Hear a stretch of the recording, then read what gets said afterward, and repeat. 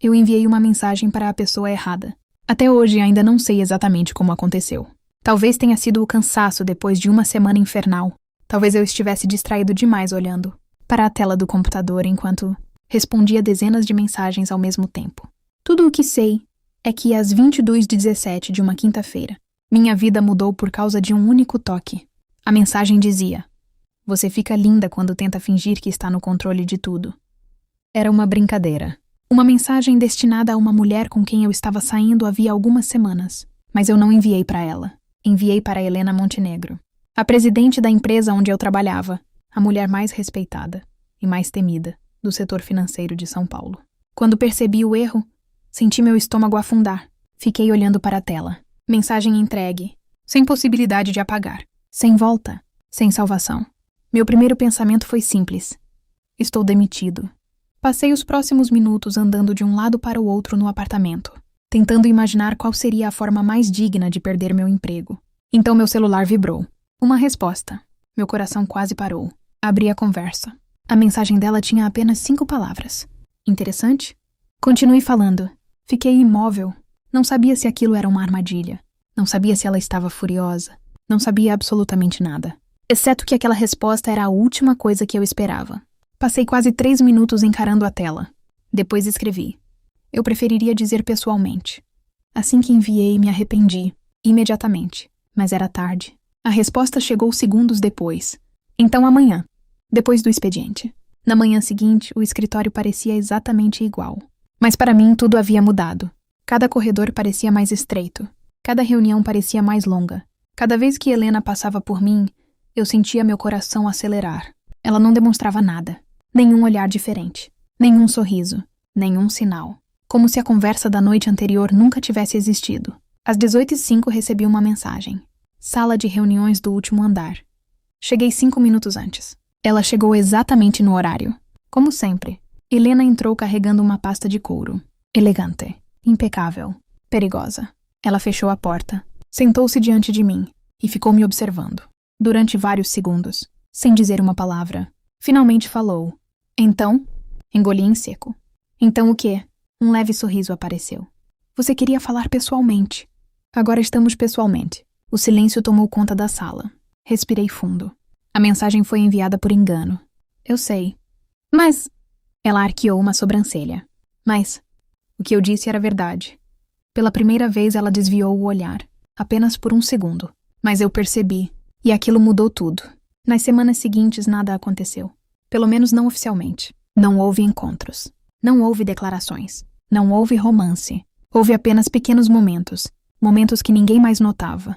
Uma xícara de café deixada discretamente sobre minha mesa. Um elogio inesperado durante uma reunião. Uma mensagem curta enviada à tarde da noite. "Bom trabalho hoje." Coisas simples. Pequenas. Mas impossíveis de ignorar. E aos poucos comecei a enxergar algo que quase ninguém via.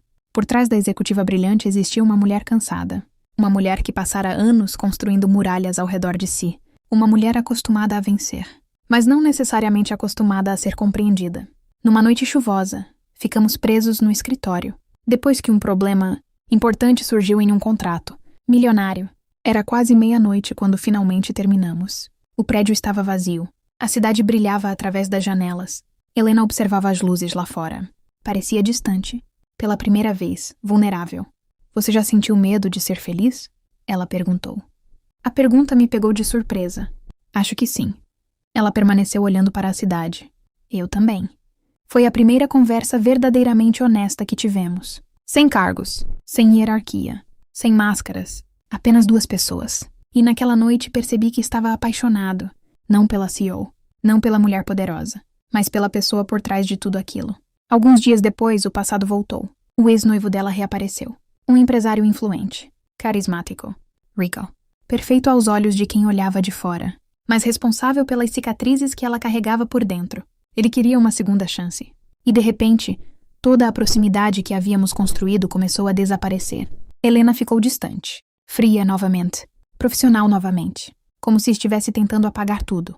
Como se estivesse tentando apagar nós dois. Durante 2 semanas eu não disse nada.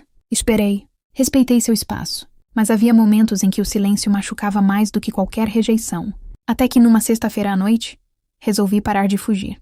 Encontrei Helena sozinha no terraço do prédio. O vento balançava seus cabelos. A cidade se estendia abaixo de nós. Ela parecia triste. Muito triste. Você está me evitando, eu disse. Ela não respondeu. E acho que sei por quê. Ela fechou os olhos. Você não entende. Então me faça entender. Quando voltou a olhar para mim, havia lágrimas em seus olhos. Não muitas, mas suficientes. Toda vez que confio em alguém, eu pago por isso. Sua voz falhou. Toda vez. Aproximei-me devagar, sem pressa, sem pressão. Eu não sou ele. Ela respirou fundo. Eu sei. Então qual é o problema? Ela sorriu tristemente.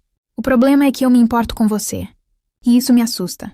O mundo pareceu parar. Nenhum dos dois falou durante alguns segundos. Então eu dei o passo que vinha evitando há meses. Segurei sua mão. E ela não se afastou. Pela primeira vez. Ela não se afastou. Meses depois, muita coisa mudou.